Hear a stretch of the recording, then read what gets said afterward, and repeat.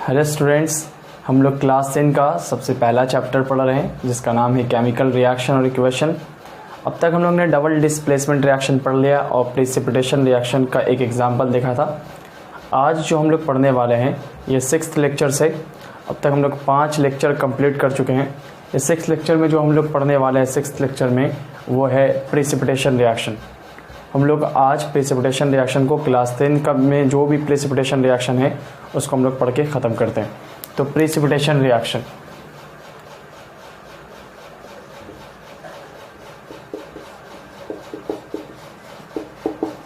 Precipitation reaction, ठीक है। हम लोग ने रूल पढ़ाया था तो रूल तो याद होगा आपको।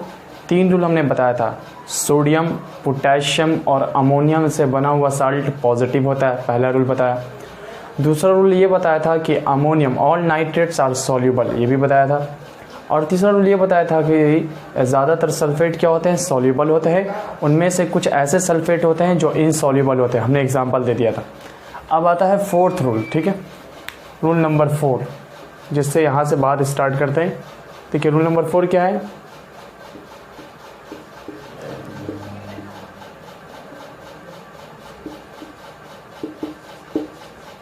Chlorides, bromides and iodides are soluble।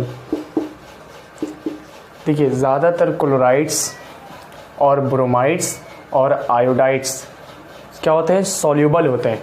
ज़्यादातर क्लोराइड्स, ब्रोमाइड्स, आयोडाइड क्या होते हैं, सॉल्यूबल होते हैं।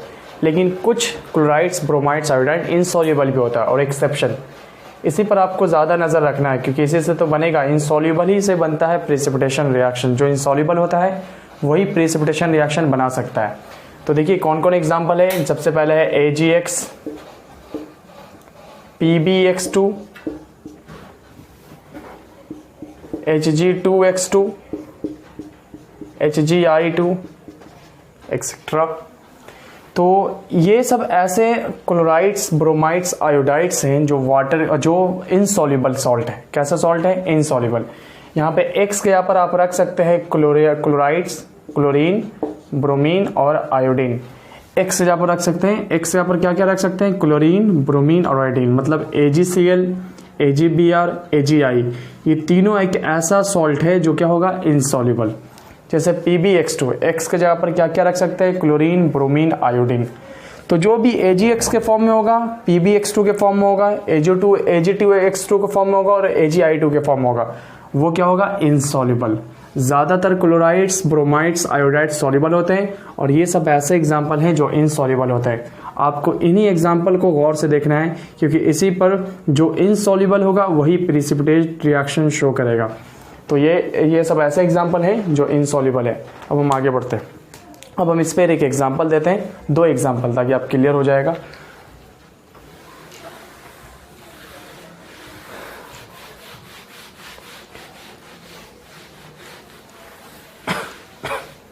देखिए एग्जाम्पल, अगर हम silver nitrate AgNO3, Ag silver को बोलते हैं, NO3 नाइट्रेट को बोलते हैं, तो क्या बन गया, सिल्वर नाइट्रेट बताया था 5th लेक्चर में, बताया double decomposition reaction, double displacement reaction में, सॉरी। और NaCl, ये क्या है, सोडियम क्लोराइड। अब बताइए, डबल डिस्प्लेसमेंट बनाने तो आता है, इसको क्या मानेंगे, A, NO3 को क्या मानेंगे, B, सोडियम को क्या मानेंगे, C, और क्लोरीन को क्या मानेंगे, D।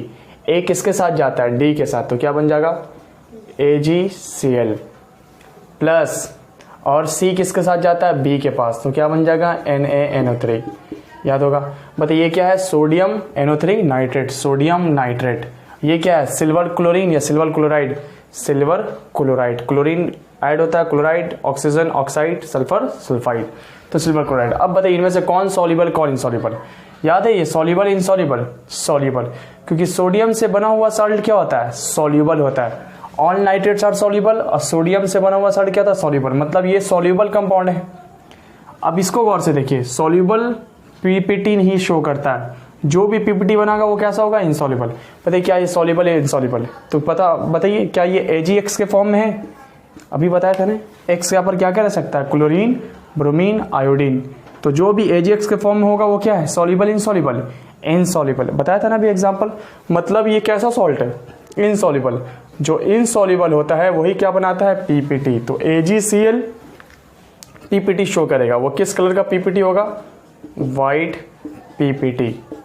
समझ में आ गया। तो ये सॉल्युबल है इसलिए पीपीटी नहीं बनागा, ये इनसॉल्युबल है इसलिए पीपीटी बनागा।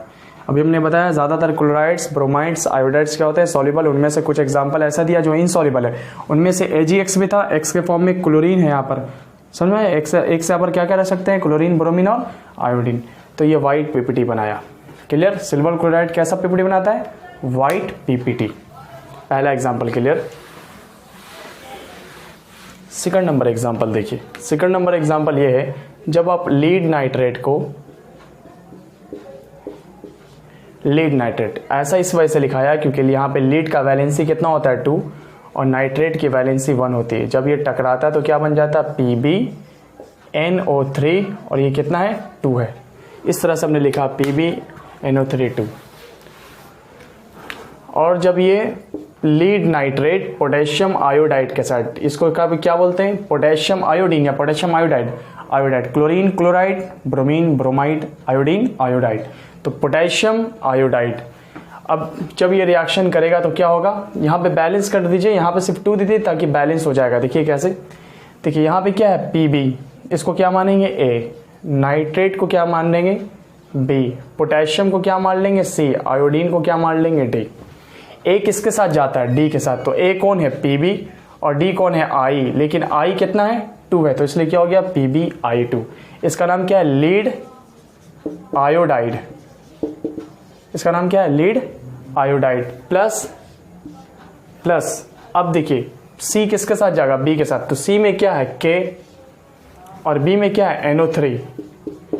लेकिन बैलेंस करते हैं, यहाँ पे K कितना है, 2 पोटेशियम है, यहाँ पे नाइट्रेट कितना है, 2। तो आगे क्या कर दिया, बैलेंस्ड। अब जरा बताइए इनमें से कौन सॉल्युबल, इनसॉल्युबल। पोटेशियम से बना हुआ साल्ट सॉल्युबल होता है, इनसॉल्युबल, सॉल्युबल। और इसमें नाइट्रेट भी है, तो ऑल नाइट्रेट्स आर सॉल्युबल, बताया था रूल में। मतलब ये सॉल्युबल है। अब इसे गौर से देखिए, इस सॉल्युबल या इनसॉल्युबल, इनसॉल्युबल, क्योंकि किस फॉर्म में, PbX2 के फॉर्म में। 4 एग्जाम्पल दिया ना उसमें PbX2 था। X से यहाँ पर क्या क्या रख सकते हैं, क्लोरीन, ब्रोमीन और आयोडीन रख सकते हैं। तो ये क्या PbX2 के फॉर्म में, यहाँ पे क्या है, PbI2। X के जगह पर क्या क्या रख सकते हैं, क्लोरीन, ब्रोमीन, आयोडीन। यहाँ पे X के जगह पर क्या है, आयोडीन। मतलब PbI2 PbX2 के फॉर्म में है ना। तो PbI2 क्या होगा, सॉल्युबल, इनसॉल्युबल, इनसॉल्युबल, इसलिए क्या बनाएगा, PPT। ये किस कलर का PP होता है, येलो PPT।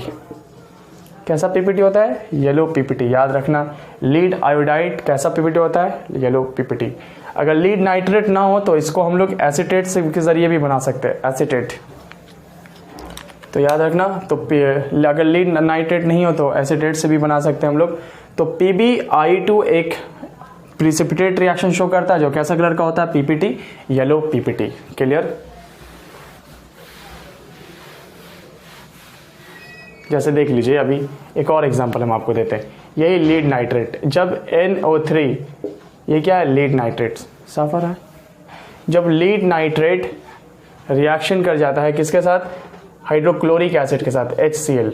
इसको भी बैलेंस बनाने के लिए क्या दे दिया, 2 दे दिया। अब बताइए इसको क्या मानना है, A, इसको क्या मानना है, B, इसको क्या मानना है, C, और इसे क्या मानना है, D। A किसके साथ जाएगा, D के साथ। तो क्या बन जाएगा, PbCl, और यहाँ पे क्या है, Cl के कितना क्लोरीन है, 2 क्लोरीन, तो यहाँ हो गया Cl2 प्लस। अब बताइए C किसके साथ जाएगा, B के पास। C में कौन है, H, और B में कौन है, NO3। कितना H है, 2 हाइड्रोजन, यहाँ कितना नाइट्रेट, 2, तो आगे क्या लगा दिया, 2, बैलेंस। बताइए नाइट्रेट, ऑन नाइट्रेट और क्या होता है, सॉल्युबल। तो क्या है, सॉल्युबल, इनसॉल्युबल, नाइट्रेट सॉल्युबल है, तो ये तो सॉल्युबल हो गया क्योंकि इसमें नाइट्रेट मौजूद है, इसलिए सॉल्युबल। अब बताइए ये सॉल्युबल, इनसॉल्युबल, ये भी किस फॉर्म में है, PbX2। हमने बताया था ना, AgX, PbX2, Hg2X2 और HgI2, ये सब क्या है, इनसॉल्युबल। और जो इनसॉल्युबल है वही तो क्या बना सकता है, PPT। पता है क्या, ये PbX2 के फॉर्म में X यहाँ पर क्या क्या रख सकते हैं, क्लोरीन, ब्रोमीन और आयोडीन। तो यहाँ पर X यहाँ पर क्या है, क्लोरीन है। तो PbX2 क्या हो गया, इनसॉल्युबल है। इनसॉल्युबल इसलिए क्या बनाएगा, PPT। एरो डाउनवर्ड होगा PPT का। कैसा PPT होता है, याद रखना, white PPT, white PPT। Clear.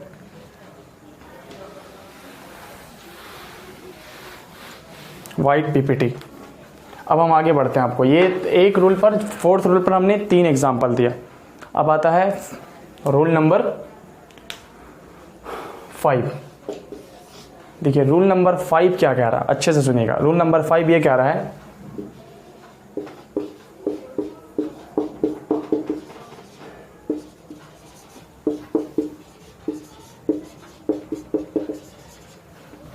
ज़्यादातर ऑक्साइड्स और हाइड्रो ऑक्साइड्स क्या होते हैं, oxides and hydroxides are insoluble.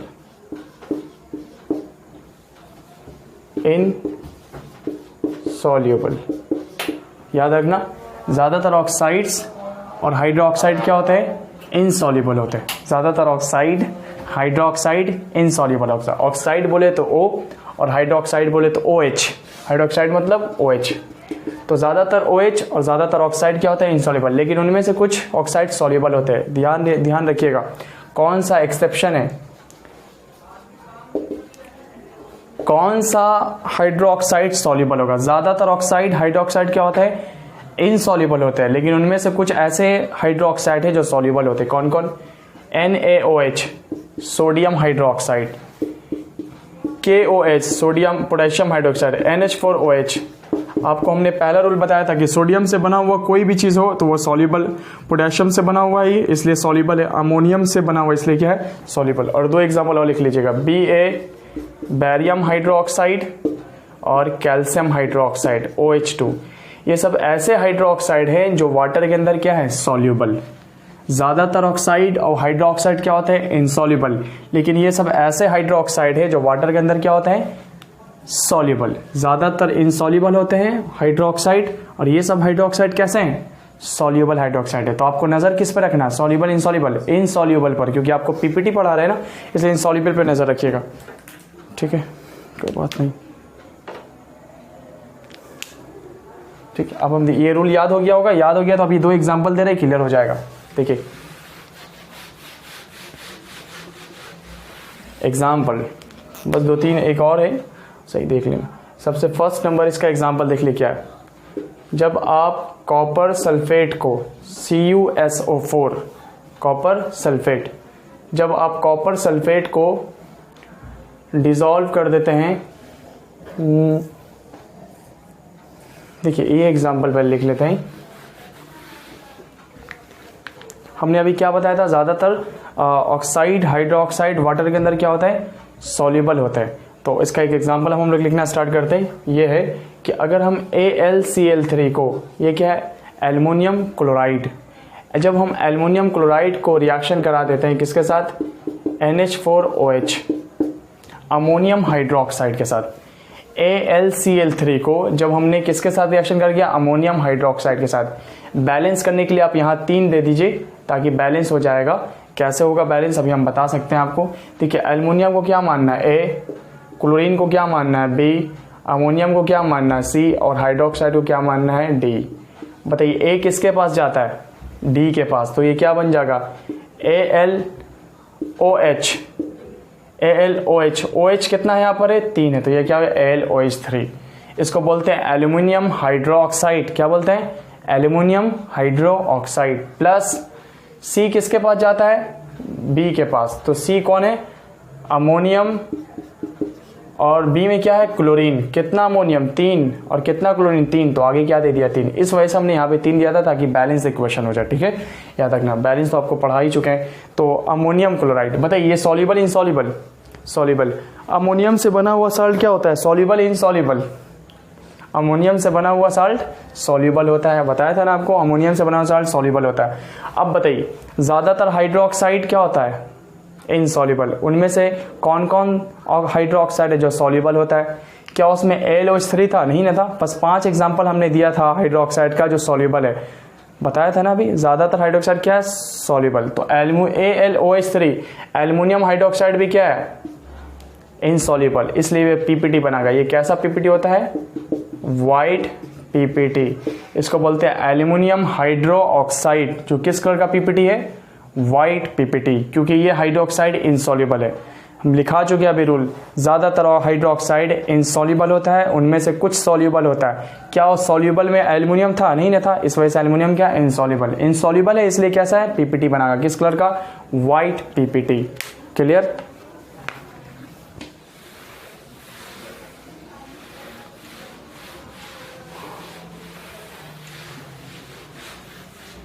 देखिए और भी एग्जांपल है, सुन लीजिए। जैसे मान लीजिए हमने लिखा कॉपर सल्फेट, ठीक है, CuSO4, और लिख लिया अमोनियम हाइड्रोक्साइड। ठीक है, बैलेंस करने के लिए यहाँ पे हमने 2 दे दिया। क्यों 2 दिया समझ में आ जाएगा आपको। तो A इसको क्या माना A, इसको क्या माना B, इसको क्या माना C और इसे क्या माना D। ये क्या है? Copper sulphate. ये क्या है? Ammonium hydroxide. NH4 को अमोनियम बोलते हैं, OH को हाइड्रोक्साइड। A किसके साथ जाएगा? D के साथ। तो क्या बन जाएगा? CuOH। कितना OH है? 2, तो यहाँ पे क्या COH। इसको बोलते हैं कॉपर हाइड्रोक्साइड। प्लस C किसके साथ जाएगा? B के पास। C में कौन है? NH4 और B में कौन है? SO4। इसको हम लोग क्या बोलते हैं? Ammonium sulphate. इसका नाम क्या है? Copper hydro oxide. Copper hydroxide. बताइए ज़्यादातर हाइड्रोक्साइड क्या होता है? इनसॉल्युबल। उनमें से कुछ सॉल्युबल होते हैं। क्या सॉल्युबल में Cu था? नहीं ना था, इसलिए क्या है ये इनसॉल्युबल। सॉल्युबल में कौन कौन था? NaOH, KOH, NH4OH, BaOH, CaOH। क्या इसमें इन पांचों में कॉपर नजर आ रहा है? नहीं, इसलिए कॉपर क्या है? इनसॉल्युबल।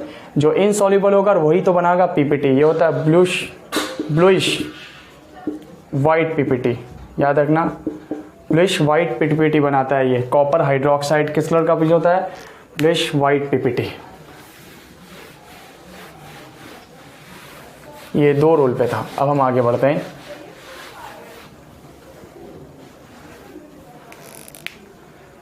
रूल नंबर क्या है? देखिए यहाँ पर ज़्यादातर सल्फाइड्स क्या होते हैं? इनसॉल्युबल। ज़्यादातर सल्फाइड क्या होते हैं? इनसॉल्युबल होते हैं। ज़्यादातर सल्फाइड क्या होते हैं? इनसॉल्युबल। लेकिन कुछ एग्जाम्पल है, एक्सेप्शन है। सल्फाइड बोलते हैं S2 माइनस को हम लोग सल्फाइड कहते हैं, पढ़ चुके हम लोग। एक्सेप्शन क्या है? Sodium, potassium, ammonium. अगर सोडियम सल्फाइड हो या पोटेशियम सल्फाइड हो या अमोनियम सल्फाइड हो, ये सब कैसा होगा? ये सब सॉल्युबल सल्फाइड होगा। ज़्यादातर सल्फाइड क्या होता है? इनसॉल्युबल। लेकिन सोडियम से बना हुआ सल्फाइड, पोटेशियम से बना हुआ सल्फाइड, अमोनियम से बना हुआ सल्फाइड और alkaline earth metal. Alkaline earth metal. Alkaline earth metal में कौन कौन आता है? पीरियोडिक टेबल का ग्रुप 2, बेरिलियम, मैग्नीशियम, कैल्शियम, ये सब आता है ना सेकंड ग्रुप में। आप सेकंड ग्रुप देख सकते हैं किसका? पीरियोडिक टेबल का। उसको बोलते हैं अल्कलाइन अर्थ मेटल। पहले ग्रुप को कहते हैं अल्कैली मेटल, दूसरे ग्रुप को कहते हैं अल्कलाइन अर्थ मेटल। पहले ग्रुप में एक्सेप्शन है हाइड्रोजन को छोड़कर। तो अल्कैली अर्थ मेटल जैसे बेरिलियम, मैग्नीशियम, कैल्शियम, ये सब जो है, ये सब सल्फाइड क्या होते हैं? सॉल्युबल होते हैं। ज़्यादातर sulphide insoluble. Sodium, potassium, ammonium और अल्कलाइन अर्थ मेटल वाला सल्फाइड क्या होते हैं? सॉल्युबल होते हैं। तो नज़र किस पे रखना? Soluble insoluble? इनसॉल्युबल पर, क्योंकि हम लोग पीपीटी पढ़ रहे हैं। तो सेकंड ग्रुप में आता है बेरिलियम, मैग्नीशियम। सेकंड ग्रुप में देख लीजिए कौन कौन आता है, अब देख लीजिएगा। Beryllium, magnesium, calcium, strontium, barium and radium, ये सेकंड ग्रुप का एलिमेंट है जो आप सुनते हैं अल्कलाइन अर्थ मेटल हो।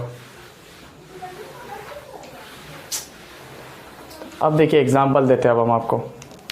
देखिए पहले का CuSO4 और जब H2S, ये दोनों का मतलब ये क्या है? कॉपर सल्फेट और ये क्या? Hydrogen sulphide. सल्फर या सल्फाइड? Sulphide, hydrogen sulphide. अब इसको रिएक्ट बनिए A, B, C और क्या है D। A किसके साथ जाएगा? D के साथ। तो क्या बन जाएगा? CuS। और C किसके साथ जाएगा? B के साथ। तो क्या बन जाएगा? H2SO4। अब बताइए, ये तो एसिड है तो सॉल्युबल ही होगा। ठीक, बताइए सॉल्युबल इनसॉल्युबल? इनसॉल्युबल, क्योंकि ज़्यादातर सल्फाइड क्या होते हैं? इनसॉल्युबल। उनमें से कौन कौन सॉल्युबल थे? सोडियम से बना हुआ, पोटेशियम से बना हुआ, अमोनियम से बना हुआ और अल्कलाइन अर्थ मेटल जैसे बेरिलियम और मैग्नीशियम। Alkaline earth metal. बताइए इनमें कॉपर नज़र आ रहा है? नहीं ना, तो कॉपर नज़र नहीं आ रहा, मतलब कॉपर क्या हो गया? इनसॉल्युबल। ज़्यादातर सल्फाइड क्या होता है? इनसॉल्युबल होता है। उनमें से कुछ सल्फाइड क्या होता है? सॉल्युबल। तो जिसमें जो हम सॉल्युबल का एग्जांपल दिए हैं सल्फाइड में, क्या उसमें कॉपर नज़र आ रहा है? नहीं ना, मतलब कॉपर क्या है? कॉपर कैसा सल्फाइड है, इनसॉल्युबल सल्फाइड। इस वजह से ये पीपीटी हो रही है। इसका नाम क्या है, कॉपर सल्फाइड। जो कैसा पीपीटी है, ब्लैक पीपीटी, ब्लैक पीपीटी। याद रहेगा कॉपर सल्फाइड कैसा होता है, ब्लैक पीपीटी। देखिए हमने लगभग पूरा का ज़्यादातर हम आपको पीपीटी बता दिया है क्लास 10th में। अब कोई भी एग्जाम में अगर पीपीटी पूछेगा तो इन्हीं में से कोई एक रहेगा आपके एग्जाम में, ठीक है। कोई भी एग्जाम आप दे रहे हैं दीजिएगा तो इन्हीं में से कोई एक पीपीटी होगा, इसलिए पूरे को याद कर लीजिएगा। जितना भी हमने पीपीटी पढ़ाया उसको पूरा याद कर लीजिएगा, पूरा याद कर लीजिएगा। और लास्ट रूल देख लीजिए, देखिए कार्बोनेट, इसको हम लोग क्या बोलते हैं, CO3 को क्या बोलते हैं, कार्बोनेट। PO4 3- इसको बोलते हैं फॉस्फेट, कार्बोनेट फॉस्फेट। और SO3 इसको क्या बोलते हैं, sulphide. Are insoluble, are insoluble. ये रूल है, याद रखिएगा। ज़्यादातर कार्बोनेट, फॉस्फेट, सल्फाइड क्या होते हैं, इनसॉल्युबल। लेकिन कुछ एक्सेप्शन है जो सॉल्युबल होते हैं। कौन कौन एक्सेप्शन है, एक्सेप्शन में आ गया sodium, potassium, ammonium. Sodium carbonate या सोडियम फॉस्फेट या सोडियम सल्फेट, ये सब सॉल्युबल हो गए। Potassium carbonate, potassium phosphate, sodium, potassium, ammonium soluble होंगे। ज़्यादातर कार्बोनेट्स, फॉस्फेट, सल्फाइड और क्या होते हैं, इनसॉल्युबल। लेकिन सोडियम से बना हुआ तीनों चीज़, तीनों में से कोई भी अगर सोडियम के अंदर मौजूद है तो वो क्या हो जाएगा, सॉल्युबल। चाहे पोटेशियम हो चाहे अमोनियम हो। तो सोडियम, पोटेशियम, अमोनियम के साथ कुछ दिख रहा है मतलब वो क्या है, सॉल्युबल है, तो आप जानते ही हैं। और ये क्या है, इनसॉल्युबल। तो कार्बोनेट, फॉस्फेट, सल्फाइड क्या होते हैं, सॉल्युबल होते हैं। अगर आप इतना कंप्लीट कर लेते तो आप कोई भी सा भी एग्जाम दीजिए, अगर प्रेसिपिटेट रिएक्शन पूछेगा तो जितना पढ़ाया उसी में से कोई पूछेगा। इसलिए आप घर पर बैठकर अच्छे से नोट्स बनाइए और उसको उतार लीजिए और याद कर लीजिए। हमने लगभग का रिएक्शन जो क्लास 10 में कोई भी, जैसे हमने क्लास में आपको बताया था कि 5 बुक आपके पास होना चाहिए, जैसे एस चांद, Pearson, TMH, SC Verma, NCERT, SK Jain, ये सब वगैरह हमने बताया था आपको। अगर बस आपने अगर शीट पर नोट्स पढ़ रहे हैं हमारा, उसके बाद बुक बनाइए, नोट्स पढ़ने के बाद बुक बनाइए तो आपको बहुत मज़ा आएगा बनाने में। तो ये हमने पूरा कंप्लीट कर दिया है क्लास 10 में प्रेसिपिटेशन रिएक्शन। और रूल के ज़रिए आपको बताया है कि सॉल्युबिलिटी रूल के ज़रिए, जो क्लास 11 और 12 सब में पड़ेगा। जब आप क्लास 11 12 में जाइएगा तो आपके लिए प्रेसिपिटेशन रिएक्शन क्या होगा, बहुत आसान रहेगा।